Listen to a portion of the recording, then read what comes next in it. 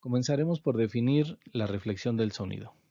Como concepto podemos decir que la reflexión del sonido, en efecto, es el cambio de dirección que sufre el sonido debido a su encuentro con obstáculos o superficies, tales como las paredes de un recinto. Bien, para ello vamos a entrar en detalles viendo un primer ejemplo en esta imagen, la cual nos muestra una pared que idealmente pudiéramos nosotros suponer que es una pared altamente reflejante o perfectamente reflejante. Si cumple con esas características, entonces podremos decir que si se coloca una fuente sonora enfrente de esa pared, generaría obviamente un frente de ondas que impactaría, como vemos aquí, a la pared. Y obviamente que si es perfectamente reflejante, entonces este frente de ondas que incide en la pared tendría que ser reflejado hacia atrás, como vemos con las líneas punteadas. Este ángulo de reflexión hacia atrás sería equivalente a si lo formáramos con una imagen de la misma fuente localizada atrás de la pared, es decir, una fuente imaginaria. Si es que pudiéramos localizarla y colocarla detrás de la pared, tendría que estar a la misma altura y a la misma distancia que la fuente real. Y entonces, si sucediera eso, veríamos que también generaría el frente de ondas con el mismo ángulo con el que se está reflejando a través de este frente de ondas representado por las líneas punteadas. Entonces, esa es una primera característica de la reflexión del sonido. Textualmente podemos decir lo siguiente, es una analogía. Luz espejo, los frentes de onda reflejados actúan como si fueran originados desde una imagen sonora, que es precisamente la imagen que veíamos detrás de la pared. Y esta imagen se localiza a la misma distancia o debe estar localizada a la misma distancia detrás de la pared, como si la fuente real estuviera enfrente de la misma. Entonces, hablamos de que se cumple una ley, efectivamente una ley de la reflexión, en este caso del sonido, que tiene mucha similitud con lo que es la ley de la reflexión de la luz, la cual nos dice que el ángulo de incidencia es igual al ángulo del rayo reflejado. Por lo tanto, podemos nosotros ver esa similitud en ambos casos, tanto en el caso de la óptica como en el caso de el sonido. Bien, sí, efectivamente aquí estamos viendo únicamente el caso de una sola pared o de una superficie reflectora. Pero cuando nosotros ya trasladamos esas fuentes sonoras dentro de un recinto, vamos a decir que es un recinto rectangular. Existen 6 superficies ahora, ya no es solo una, entonces podremos pensar que la situación es un poquito más compleja. ¿Por qué? Porque en efecto el frente de onda se puede reflejar en una de las paredes o superficies reflectoras, pero después al paso del tiempo seguramente esa reflexión va a llegar a impactar a otra superficie, que puede ser el techo, que puede ser el piso, alguna pared lateral, la pared frontal, la pared posterior, etcétera. Y eso pues ya nos va dando un patrón mucho más complejo que el hecho de que solamente se refleje o en comparación a que solamente obtengamos la reflexión en una sola pared.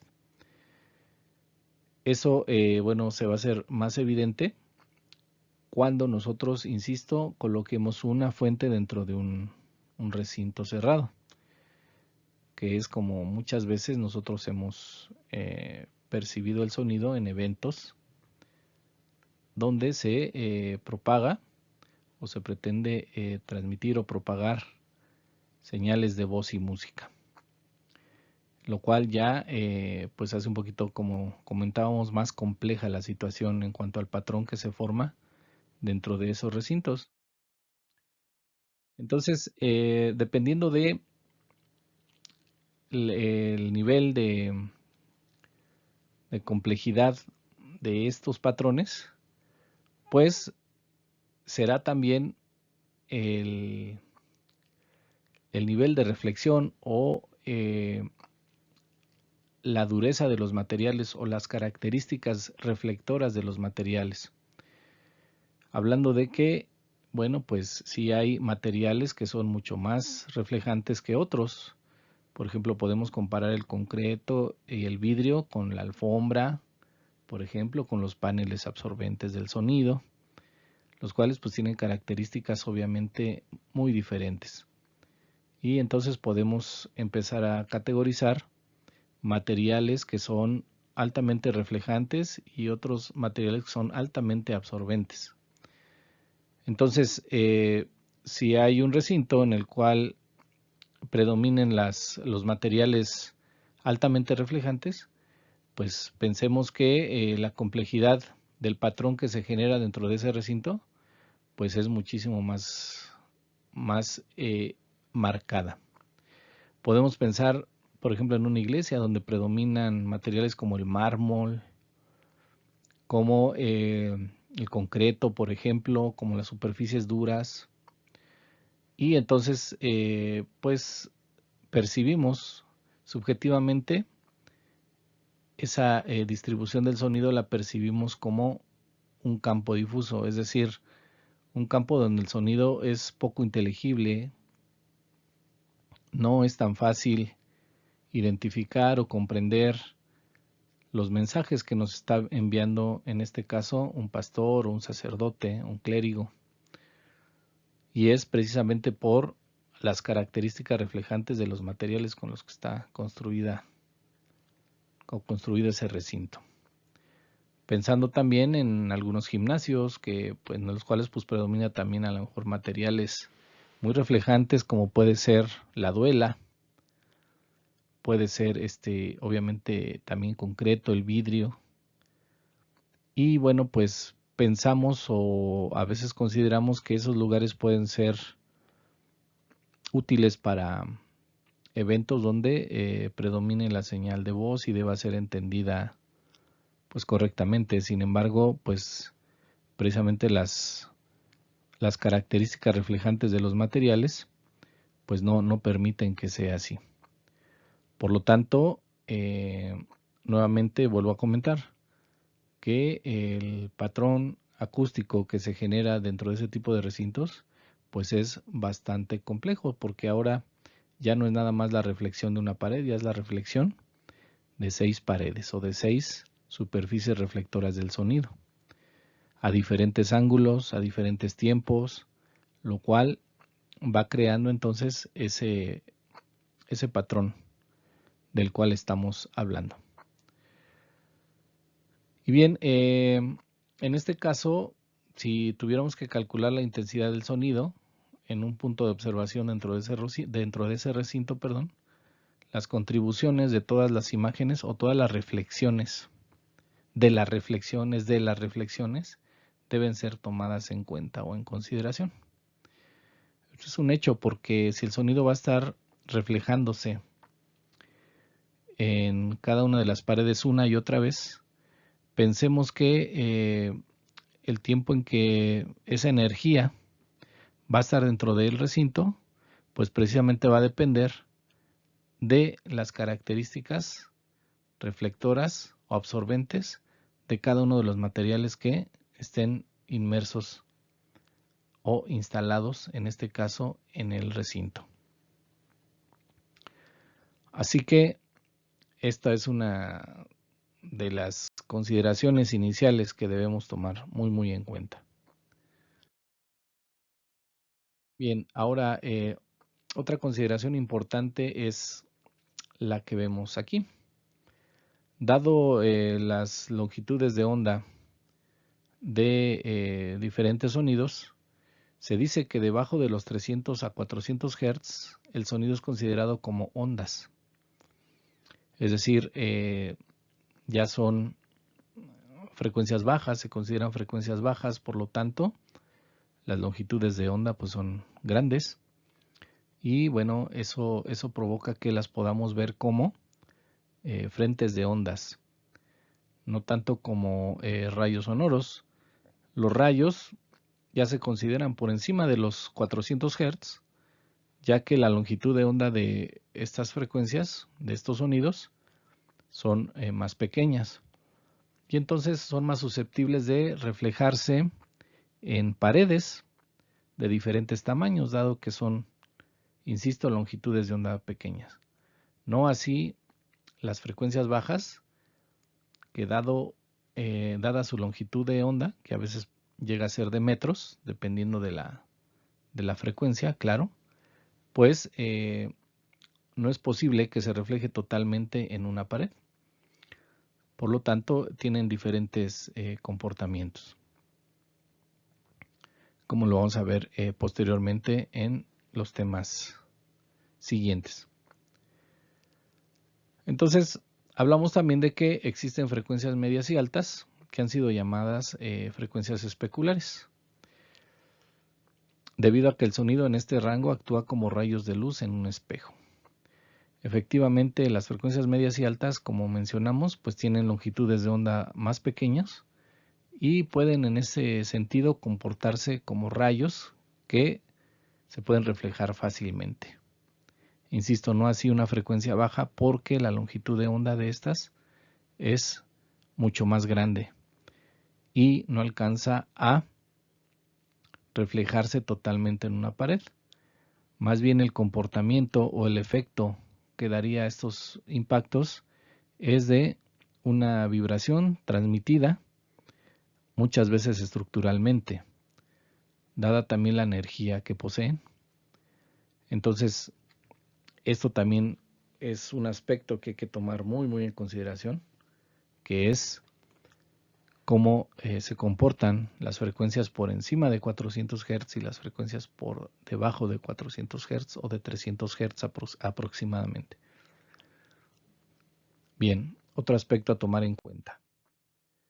Bueno, ya hablábamos de que el sonido sigue la misma regla de la óptica, ¿sí? En el sentido de que el ángulo de incidencia es igual al ángulo de reflexión. En efecto, lo vamos a ver a continuación, en la siguiente diapositiva. En esta, el ángulo incidente, vean, es igual al ángulo reflejado, en ambos sentidos. Aquí tenemos un ángulo incidente y tenemos un ángulo reflejado. Entonces, es muy importante tomarlo en cuenta. ¿Por qué razón? Porque más adelante vamos a ver que esta simple ley, o esta ley tan simple, si así se ve, es también trascendental a la hora de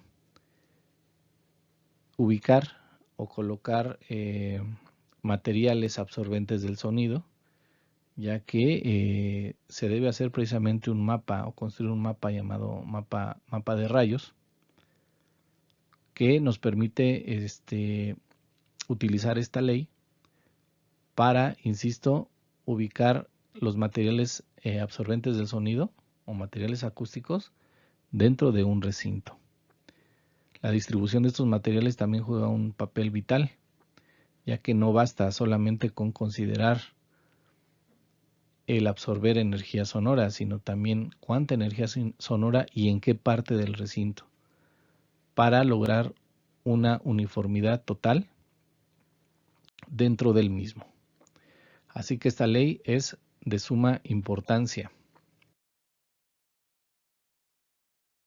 Bueno, entonces volvemos a comentar alguna otra o algunas otras consideraciones importantes. Aquí tenemos otra. La presión sonora sobre una superficie normal a las ondas incidentes es igual a la densidad de energía de la radiación enfrente de la superficie. Esto quiere decir que, bueno, cuando la onda sonora incide, o la energía sonora incide en una superficie normal, exactamente enfrentito de la superficie reflectora, pues obviamente que va a existir una duplicidad en el valor de la energía que está incidiendo. ¿Por qué razón? Porque si se trata de una superficie reflejante o perfectamente reflejante, vamos a decirlo así, como en la pared de la primera diapositiva, entonces en el momento que impacta toda esa energía y en el momento que vuelve a salir, exactamente en ese espacio, en la frontera de esa superficie, pues vamos a tener una duplicidad de la presión sonora. Va a existir como si existiera el doble, como si se duplicara esa energía en ese punto exactamente. Por el contrario, si la superficie es un absorbente perfecto, entonces únicamente la presión que llega a impactar ese reflector, pues va a ser igual a la energía de la radiación o de la onda que está incidiendo en ese momento. Ya que, bueno, simple y sencillamente, toda la energía va a ser absorbida, o sea, ya no se va a regresar para duplicarse exactamente enfrente o en la frontera de ese panel, sino que toda la energía, pues simplemente va a ser absorbida. Si hablamos de un absorbente perfecto, no va a reflejarse. Entonces, en ese momento estaremos nosotros corroborando que cuando se trata de un absorbente perfecto, ya no de un reflejante perfecto, sino de un absorbente perfecto, la presión sonora iguala a la densidad de energía de la radiación incidente nada más. Es decir, nada más se toma en cuenta la energía que está incidiendo, no se toma en cuenta la que se está reflejando. Por esa razón, en una superficie absorbente perfecta, no existe duplicidad en la energía que está incidiendo. Lo que sí pasa, como ya hablamos, en un reflector perfecto. ¿Sí? Esa es la gran diferencia y sí tenemos que tomarla muy en cuenta. Aquí lo volvemos a manifestar. Si la superficie es un reflector perfecto, la presión iguala a la densidad de energía de la radiación incidente y la reflejada. Estamos hablando entonces de el doble. Entonces, sí es importante tomar esto muy en cuenta. Aquí podemos nosotros, digamos que concluir esto que acabamos de platicar, en el sentido de que la presión exactamente en la frontera del reflector o de la superficie perfectamente reflejante es el doble de la superficie perfectamente absorbente. Volvemos a insistir, en uno nada más es lo que incide, ya no se refleja porque todo se absorbe, y en el otro sí se duplica porque es lo que incide y lo que inmediatamente se refleja. Ahí exactamente en la frontera pudiéramos nosotros medir el doble de la energía sonora. Entonces, esto es muy importante tomarlo en cuenta porque pues cuando son materiales sumamente reflejantes del sonido, pues efectivamente el sonido reflejado tiene una influencia vital en cuanto a la característica de inteligibilidad que nosotros deseamos. Y entonces también es deseable que muchas veces esa energía ya no se refleje. Por lo tanto, hay puntos específicos donde deberíamos colocar materiales absorbentes del sonido para que esa energía ya no regrese hacia el interior del recinto, sino se quede atrapada en ese material y se disipe dentro de él. Eso es muy importante también. Muy bien. Otra consideración, una más, que también es sumamente importante.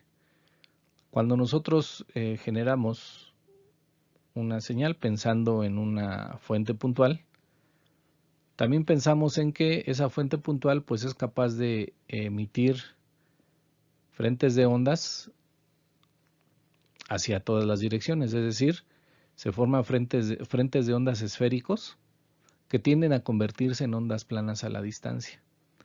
Esto es porque, pues, si tenemos una fuente puntual a una distancia cercana, si estuviéramos a una distancia cercana de esa fuente puntual, lo que veríamos serían las esferas completitas. Si pudiéramos verlas, serían esferas pequeñitas, primero como una naranja, luego ya serían como un melón a lo mejor, luego como una pelota grande y así se irían haciendo más grandes. De tal manera que si nosotros llegamos a ubicarnos a una distancia sumamente grande, pues ya no veríamos la esfera, ¿no? Ya lo que veríamos sería nada más algo plano, ¿no? Un frente de ondas gigante, gigante, pero sería tan gigante o tan grande que lo veríamos como un frente de onda plano. Ya no veríamos la esfera, sino nada más como una línea enorme, ¿no? Entonces, eso es lo que quiere decir esta parte de el primer párrafo de esta diapositiva. Entonces, ok, esto es importante mencionarlo porque en acústica se suele considerar que los frentes que inciden sobre las superficies o reflectores se consideran planos. Esa es la principal razón del por qué no se consideran de otra forma, sino que es básicamente por la distancia que muchas veces recorren y que los convierte básicamente también en frentes de onda planos. Esta es otra muy buena consideración a tomar en cuenta. Bien, entonces vamos a comenzar ya teniendo esto muy claro. Vamos a comenzar a hablar de algunas superficies reflectoras del sonido, como son las superficies convexas. Las superficies convexas tienden a esparcir el sonido en muchas direcciones. Esta es su principal característica. Lo cual, bueno, equivale a que el sonido sea difundido en, insisto, muchas direcciones. ¿Por qué razón? Pues simplemente por la forma que tienen estos reflectores, como lo vamos a ver a continuación. Exactamente, aquí tenemos un frente de onda plano, ya hablamos del por qué se considera plano. Al llegar el frente de ondas, impacta sobre este reflector convexo y por la forma que tiene, va a difundir el sonido en diferentes direcciones, como ven aquí. El frente de onda reflejado se vería como estas flechas de líneas punteadas y estos frentes de líneas punteadas. Entonces veremos cómo se difunde en diferentes direcciones. Esa es la característica principal de los reflectores convexos. Caso contrario a los reflectores cóncavos, como vemos aquí. En este caso, este tipo de reflectores lo que hacen es más bien enfocar el sonido hacia un punto que precisamente se llama punto focal. Entonces, este tipo de reflectores pues tiene muchos usos, muchas aplicaciones dentro de la acústica. Algunas de las que yo recuerdo pues son precisamente en algunos micrófonos. Se utilizan como parte de la grabación del sonido, por ejemplo en ocasiones de documentales donde el tema es la naturaleza. Vemos escenas de aves, por ejemplo, que están situadas a distancias muy grandes, en alturas, por ejemplo, en las alturas, y el sonido lo escuchamos como si estuviera enfrentito de la cámara.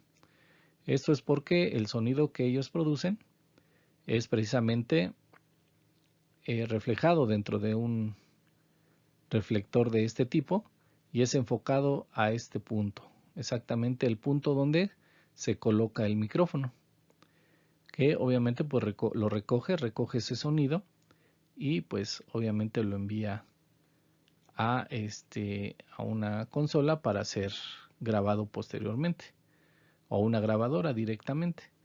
Entonces esto es básicamente el uso o una de los ejemplos en los que se aplica este tipo de reflectores. Otro ejemplo sería, también lo he visto en los deportes, por ejemplo en el béisbol, hay también tomas que se hacen desde la parte de los jardines, desde el fondo del parque, y capturan el batazo, filman el batazo, y con este tipo de reflectores también se escucha como si el batazo hubiera sido enfrentito de la cámara y no desde más de 300 pies de distancia. Y bueno, esto sirve también para enfocar esos sonidos, los sonidos del golpe del bat con la bola, o del impacto del bat y la bola, en un punto focal, ¿no? Que es donde se coloca el micrófono. Así que bueno, es otra de las aplicaciones para este tipo de reflectores. Bien, de aquí podemos hablar también de pues estas aplicaciones que hemos comentado. Aquí vemos, dice, la precisión con la cual el sonido es enfocado hacia un punto está determinado por la forma de la superficie cóncava. Claro. Y las superficies cóncavas esféricas son comunes, debido a que se forman fácilmente. Sí, nada más que aquí obviamente hay que calcular el punto focal para saber dónde colocar exactamente el micrófono. Y bueno, hablamos también de lo que son las aplicaciones. Se usan frecuentemente para hacer un micrófono altamente direccional colocándolo en el punto focal. Tales micrófonos se usan frecuentemente para recoger sonidos al aire libre en eventos deportivos o en la grabación del canto de las aves u otros sonidos animales en la naturaleza. Así es como los que comentábamos hace un momento. Ahí se puede ejemplificar bastante bien el uso de estos reflectores cóncavos. Y bueno, no siempre son tan requeridos, ¿no? Hay, por ejemplo, aplicaciones como en iglesias o auditorios, donde sí puede generar bastante problemas, chicos, ya que este tipo de reflectores, pues lejos de ayudarnos a lograr lugares o recintos sonoros uniformes, hace que el sonido se enfoque en una zona del recinto, lo cual pues va en contra de nuestro objetivo de lograr la uniformidad sonora dentro de ciertos recintos. Exactamente, eso es por lo que no es tan adecuado, y es uno de los grandes problemas que vemos en las iglesias. Cuando vemos las cúpulas de las iglesias, pues tienen formas cóncavas, y eso pues sí genera muchos problemas por el hecho de que, como dice aquí, producen concentraciones de sonido en oposición directa a la meta de lograr una distribución uniforme del mismo, ¿no? Lo que estábamos comentando hace un momento. Ahí, bueno, ¿qué solución sería? Pues ahí sería, una de las soluciones sería, pues obviamente romper esa concavidad colocando a lo mejor un panel acústico por debajo de la cúpula. Desafortunadamente, muchas de las cúpulas en iglesias, sobre todo, pues tienen ahí mucho de arte, tienen pues murales, ¿no? Tienen ahí diferentes adornos religiosos que pues no pueden ser cubiertos o tapados tan fácilmente. Por eso es de que sí resulta un poquito más difícil el hecho de lograr romper esa concavidad y por supuesto esa concentración del sonido en un punto, en una zona especial o en especial de esos recintos.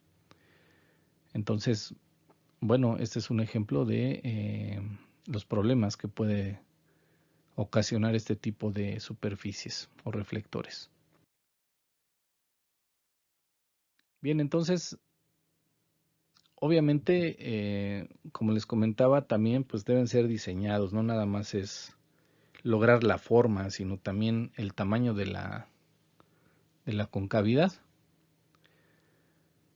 Y esto, bueno, pues es muy fácil de explicar porque, pues por ejemplo, aquí está un reflector esférico de 3 pies de diámetro, dará una buena directividad a 1 kHz, ya que 1 kHz tiene una longitud de onda equivalente en pies a 1 pie. Entonces, si nosotros pretendemos que una señal de 1 pie entre dentro de un reflector de 3 pies, pues fácilmente lo vamos a lograr. 1 pie entra muy bien dentro de algo que mide 3 pies. Pero, por ejemplo, si nosotros queremos o pretendemos que una señal de 200 Hz se direccione con efectividad, pues sabemos que una señal de 200 Hz tiene una longitud de onda de 5.5 pies aproximadamente. Entonces 5.5 pies pues ya no entran en una concavidad de 3 pies, ya no es tan fácil, es decir, ya ese frente de ondas ya no va a ser correctamente direccionado. Entonces son de las consideraciones que debemos tomar en cuenta para precisamente poder diseñar un buen reflector cóncavo, su tamaño y qué señales pretendemos nosotros direccionar. Muy bien, aquí un ejemplo de esto es precisamente un reflector que le llamamos reflector parabólico, el cual ha sido utilizado para diferentes aplicaciones. Una de ellas es la que vemos aquí, en la cual se coloca un silbato ultrasónico, es decir, una pequeña fuente sonora que genera sonidos más o mayores a 20.000 Hz.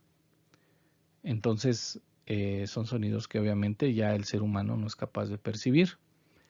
Pero esos sonidos generan un frente de ondas que, como ven, es de este tipo, es direccional hacia abajo y es uniforme, lo cual genera que todo el frente de ondas vaya hacia abajo de esta manera.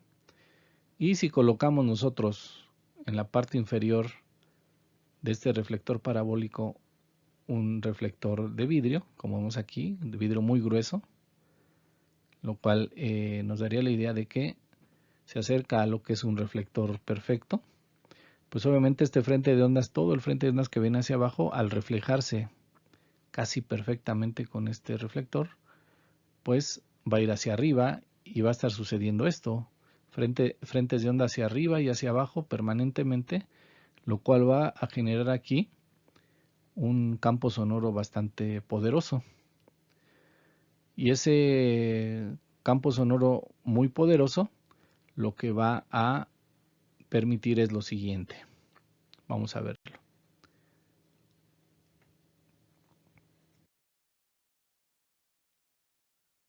Bueno, pues obviamente al ser una parábola, sabemos que una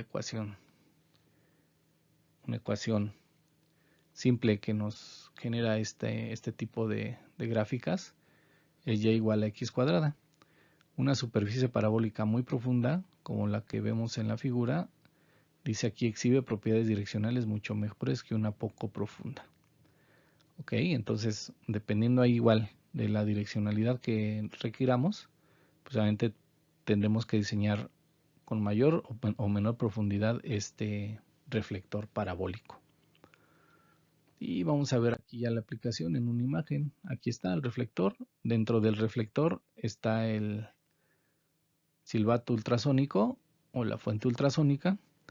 Aquí abajo, como pueden ver, está el vidrio, el reflector.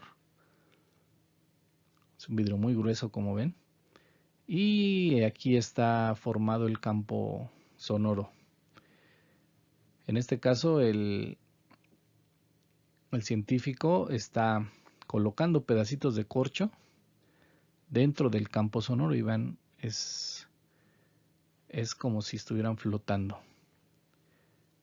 Esto es lo que se llama levitación sonora. Y es lograda por el reflector que genera entonces un campo sonoro, bueno, un frente de ondas que va hacia abajo y el vidrio grueso que está haciendo que se refleje hacia arriba. Y entonces puede hacer este señor que leviten pedacitos de cosas aquí. En este caso es corcho. Vamos a verlo más cerquita, aquí está. Los puede quitar y poner, como ven. Y ahí están levitando. Es una entonces de las aplicaciones que se les da a este tipo de reflectores. En medicina, al parecer también he estado utilizando para levantar tejidos que son muy, muy delicados, sin el riesgo de que el bisturí los corte. Y entonces ya se han aplicado en varias cosas este tipo de reflectores. Muy bien, vamos a hablar ahora de otro tipo de reflector, que es el reflector cilíndrico. Es un cilindro básicamente.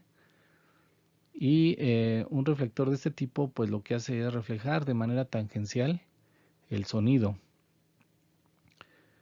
Existen algunos recintos de formas cilíndricas que nos permiten experimentar este tipo de reflexiones.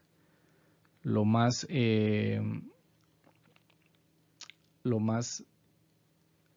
curioso o lo más cercano a una demostración se encuentra en un monasterio cerca de aquí del Desierto de los Leones.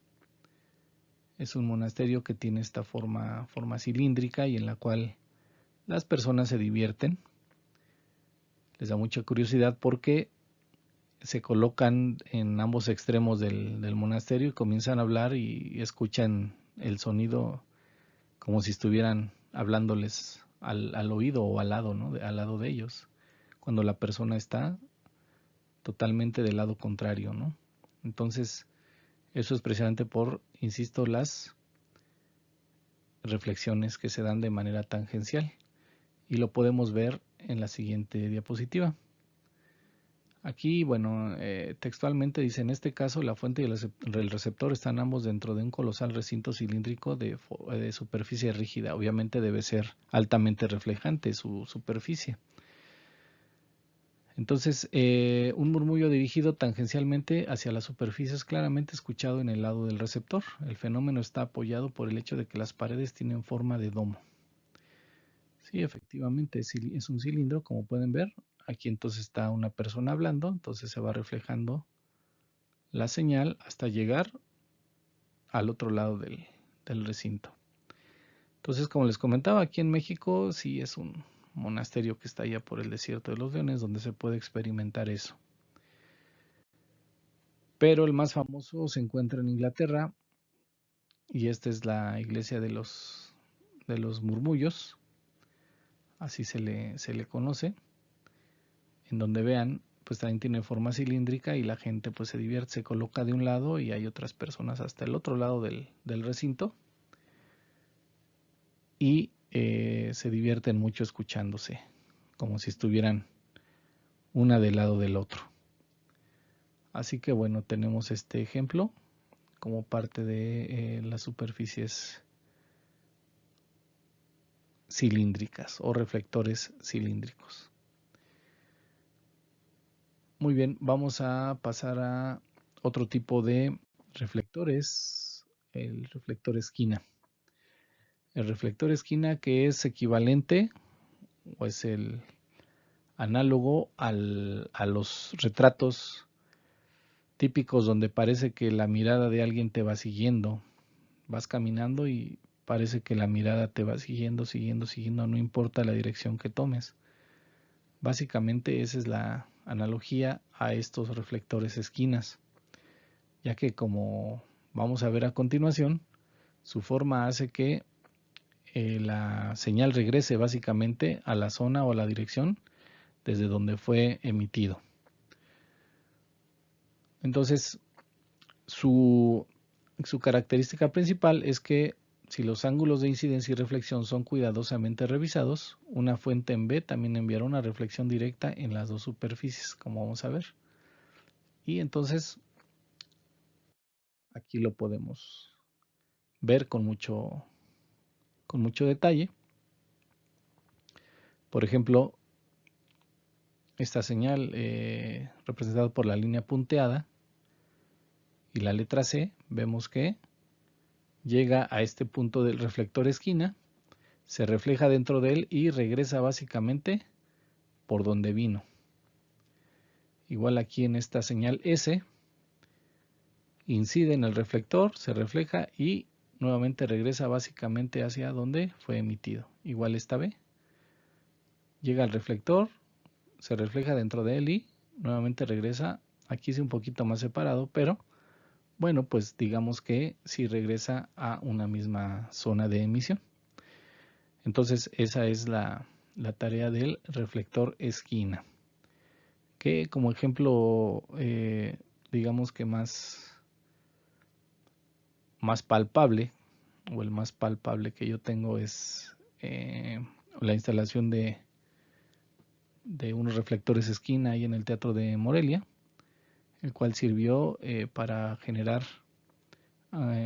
una cobertura, o la cobertura de una zona del teatro que se pretendía hacer con electroacústica. Sin embargo, con la ubicación, colocación e instalación correcta de estos reflectores, pues fue posible cubrir a toda la audiencia dentro del auditorio. Y bueno, pues básicamente es el tema de reflexión del sonido. Vamos a ver a continuación el tema de absorción del sonido. Hemos visto entonces los reflectores más tradicionales, más utilizados en acústica arquitectónica.